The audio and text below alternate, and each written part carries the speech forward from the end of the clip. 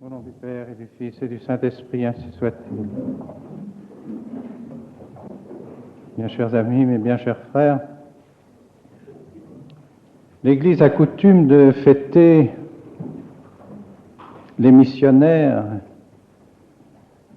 au mois d'octobre, sans doute parce que ce mois est celui du départ des missionnaires dans les régions éloignées, des régions qui connaissent encore peu l'Évangile. Cependant, la fête de l'Épiphanie est vraiment la fête de la mission. Pourquoi la fête de la mission? Parce que c'est en ce jour que, par un dessein secret de la Providence, notre Seigneur s'est manifesté au monde. Il remplissait ainsi sa mission essentielle de se manifester au monde. Jusqu'alors, seul le peuple d'Israël, choisi par Dieu pour donner l'enfant Dieu, avait eu seul la grâce de l'annonce de la venue de notre Seigneur Jésus-Christ. Mais désormais, les frontières d'Israël s'étendront jusqu'aux confins du monde. C'est le nouvel Israël, la nouvelle l'Église. Jésus ainsi se manifeste à ses rois mages et d'une manière tout à fait particulière, d'une manière qui, pour vous, mes chers amis, est un grand enseignement, sans doute pour toute âme chrétienne, mais le cheminement que la Providence a choisi pour que ces personnes éloignées, ces âmes très éloignées de notre Seigneur Jésus-Christ viennent à lui est tout à fait instructif et significatif. En effet, dans nos vies, si nous sommes appelés par Dieu, si nous avons une vocation, et particulièrement une vocation de consacrer à Dieu, alors l'étoile ressemble à cette grâce très discrète, mais très sûre, qui nous appelle. C'est un premier appel.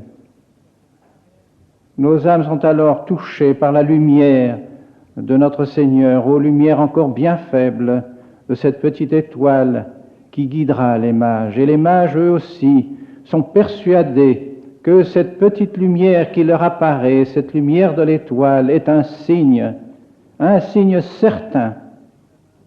Ils ne se seraient certainement pas mis en route pour faire un long voyage s'ils n'avaient été certains que cette lumière qui leur apparaissait était le signe de la naissance du Sauveur. Et qu'ont-ils fait? Sont-ils allés directement à Bethléem? Et non, ils se sont dirigés vers l'Église d'alors, vers ceux qui étaient mandatés officiellement par Dieu pour leur indiquer où se trouvait le Sauveur.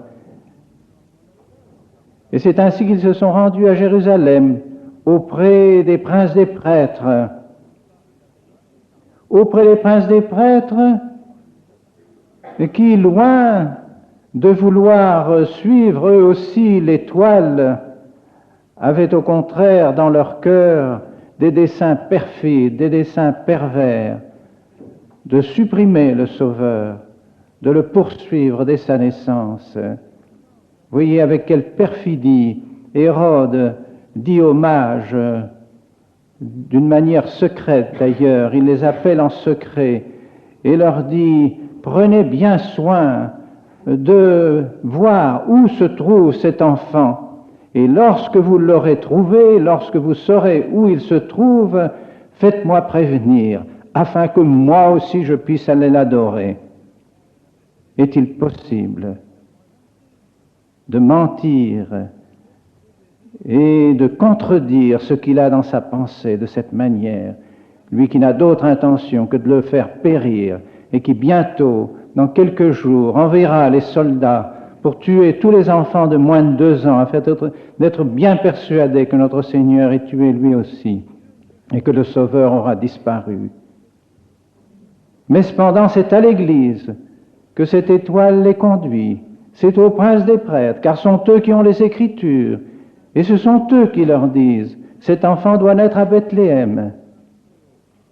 Ainsi devons-nous faire aussi, nous devons toujours nous adresser à l'Église, qu'est-ce que soient les hommes d'Église, car ils possèdent les Écritures, ils possèdent l'interprétation des Écritures, et par conséquent, en cela, ils nous donnent la vérité, mais leur cœur est parfois rempli d'idées mauvaises et perverses.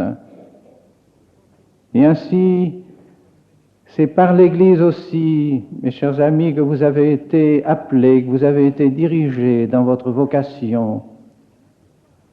Et vous allez de nouveau suivre cette étoile. Et cette étoile vous amènera au séminaire et un jour, nous l'espérons, au sacerdoce. Et là, vous trouverez notre Seigneur Jésus-Christ. Et vous avez déjà trouvé notre Seigneur Jésus-Christ, mais vous le trouverez encore plus. Pourquoi chercher notre Seigneur Jésus-Christ? Pour manifester votre foi en sa divinité. C'est ce qu'ont fait les mages, les rois mages. Ils ont manifesté leur foi en la divinité de notre Seigneur Jésus-Christ, par les présents qu'ils ont apportés, des présents qui signifient la royauté de notre Seigneur Jésus-Christ, et ils l'ont adoré, et adoraverunt Deum. Ils ont adoré celui qui est notre Sauveur. Tout est là dans l'histoire du salut de nos âmes. Adorer, croire à la divinité de notre Seigneur Jésus-Christ. Ainsi, de même que notre Seigneur rendait témoignage de la très sainte Trinité et de ce plan divin absolument extraordinaire, de ses intentions divines, de racheter les hommes par l'incarnation, de même que Jésus se révélait aux rois mages, les rois mages eux aussi, par leur foi, par cette manifestation, allaient commencer eux aussi à révéler notre Seigneur Jésus-Christ au monde. Et il ne fait pas de doute que ces rois mages rentrés chez eux ont prêché notre Seigneur Jésus-Christ. Et voyez avec quelle sagesse l'Église aujourd'hui unit les 3 miracles, comme dit l'antienne des secondes vêpres. Tribus miraculus ornatum sanctum diem hodie colimus. Nous avons la joie aujourd'hui de fêter ensemble 3 miracles. Le premier miracle, c'est celui de l'étoile qui conduit les mages vers notre Seigneur Jésus-Christ. Le second miracle, c'est le baptême de notre Seigneur Jésus-Christ. Le troisième miracle, c'est l'eau changée en vin aux noces de Cana. Pourquoi cette jonction par l'Église de ces 3 miracles? Mais précisément parce que le rôle de celui qui doit manifester sa foi en notre Seigneur Jésus-Christ s'accomplira par ces miracles, à l'exemple de celui des mages, par le baptême. Après avoir manifesté d'une manière publique, officielle, la divinité de notre Seigneur Jésus-Christ, et c'est ce que vous faites actuellement, mes chers amis, mes bien chers frères, ici dans cette chapelle, par cette liturgie, par votre assistance au saint sacrifice de la messe, vous manifestez votre foi en la divinité de notre Seigneur Jésus-Christ, en sa royauté. Vous la manifestez et vous êtes missionnaire par le fait même, parce que vous êtes témoin. Les gens qui vous voient venir prier, les gens qui vous voient venir adorer notre Seigneur Jésus-Christ, ceux-là reçoivent de vous un témoignage. Et vous devez toujours témoigner de la divinité de notre Seigneur Jésus-Christ. Et n'oublions pas que le premier témoignage, c'est l'adoration, précisément. C'est être missionnaire que de manifester par l'adoration, dans la Sainte Liturgie, notre foi en notre Seigneur Jésus-Christ. C'est notre premier et essentiel témoignage. avant celui de parcourir le monde pour aller prêcher notre Seigneur Jésus-Christ. Mais cependant, il faudra baptiser, aller enseigner toutes les nations, baptisez-les au nom du Père, du Fils et du Saint-Esprit, baptisez-les.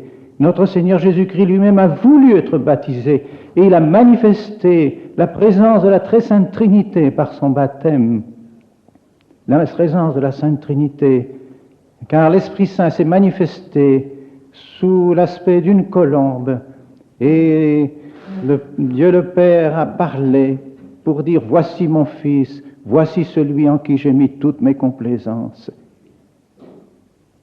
Manifestation de la très sainte Trinité par le baptême, manifestation de l'Esprit Saint par le baptême. Ainsi donc, soyez persuadés que lorsque vous baptiserez, lorsque vous ferez couler l'eau sur les fronts de ces enfants que vous baptiserez, ce sera vraiment le Saint-Esprit et toute la Trinité sainte que vous donnerez à ces enfants par la rédemption de leurs péchés. Baptême et aussi bénédiction et sanctification du mariage. Pourquoi rapprocher de ce miracle de l'épiphanie et de celui du baptême de notre Seigneur, celui des noces de Cana?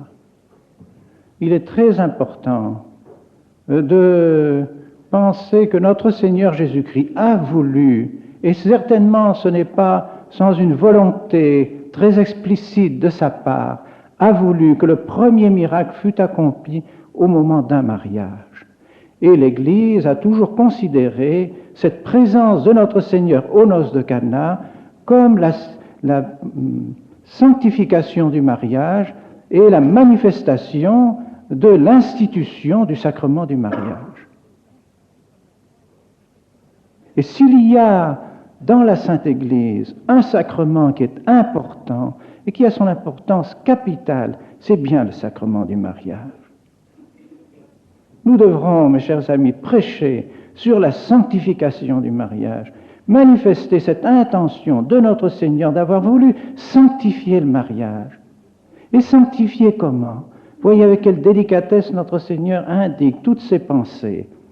En changeant l'eau en vin, notre Seigneur a voulu certainement manifester aussi là l'annonce de la Sainte Eucharistie, l'annonce du Saint Sacrifice de la messe, l'annonce de la transsubstantiation. Transsubstantiation, mais quelle transsubstantiation bien plus parfaite, bien plus divine, bien plus extraordinaire, du pain qui se change dans le corps de notre Seigneur et du vin qui se change dans le sang de notre Seigneur que de celui de l'eau en vin. Mais cependant, c'est là un signe aussi par lequel notre Seigneur a voulu montrer que la sanctification du mariage se fera par la Sainte Eucharistie, par la dévotion qu'auront les gens qui sont mariés, unis par le sacrement du mariage, au saint sacrifice de la messe et à la Sainte Eucharistie. C'est là qu'ils puiseront les grâces pour accomplir le mariage tel que le bon Dieu l'a voulu, particulièrement pour l'éducation de leurs enfants. Et s'il y a quelque chose aujourd'hui qui est pénible pour les parents catholiques, c'est de sentir que bien souvent l'éducation chrétienne de leur enfant leur échappe à cause des scandales de ce monde, parce que ceux qui devraient protéger la famille, ceux qui devraient aider les parents à éduquer leurs enfants chrétiennement, ceux-là, au contraire, sont ceux qui les scandalisent, ceux qui les amènent au péché, ceux qui les détournent de notre Seigneur Jésus-Christ. Que de douleurs, que de drames dans les familles aujourd'hui, que de lettres nous recevons de parents éplorés, suppliant que le séminaire prie pour leurs enfants, pour un fils, pour une fille, complètement détournés de Dieu, ayant abandonné toute pratique religieuse, vivant d'une façon immorale, et des familles chrétiennes, profondément catholiques. Ces grâces de l'éducation chrétienne des enfants viendront avant tout de cette dévotion que les parents chrétiens doivent avoir pour la Sainte Eucharistie.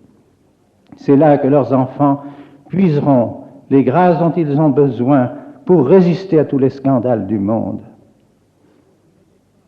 Voyez, comme dans cette fête de l'Épiphanie, c'est toute la mission du prêtre qui est décrite.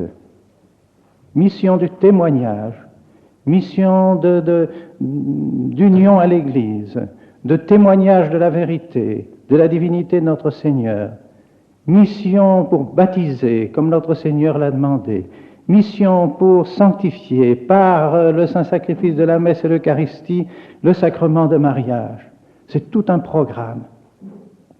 Eh bien, demandons aujourd'hui, mes chers amis, d'avoir un grand esprit missionnaire et de faire en sorte que cette préparation qui vous est donnée ici vous prépare vraiment à faire de vous des apôtres qui manifesteront toujours leur foi dans la divinité de notre Seigneur Jésus-Christ et sauront que c'est dans cette manifestation qu'ils trouveront les grâces nécessaires pour sanctifier les âmes vers lesquelles ils seront envoyés. Et nous n'oublierons pas que, de même que la Très Sainte Vierge était présente lorsque les mages ont adoré notre Seigneur, elle était présente aussi aux noces de Cana. Et c'est même sur sa demande que la transsubstantiation de l'eau a été faite pour le vin.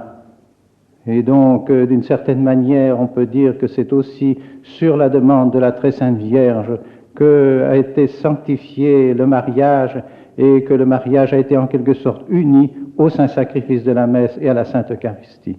Nous demanderons donc à la Très Sainte Vierge Marie de nous éclairer sur cet admirable dessein, ces admirables desseins, cette admirable sagesse de Dieu, afin d'être toujours davantage missionnaires, au nom du Père et du Fils et du Saint-Esprit.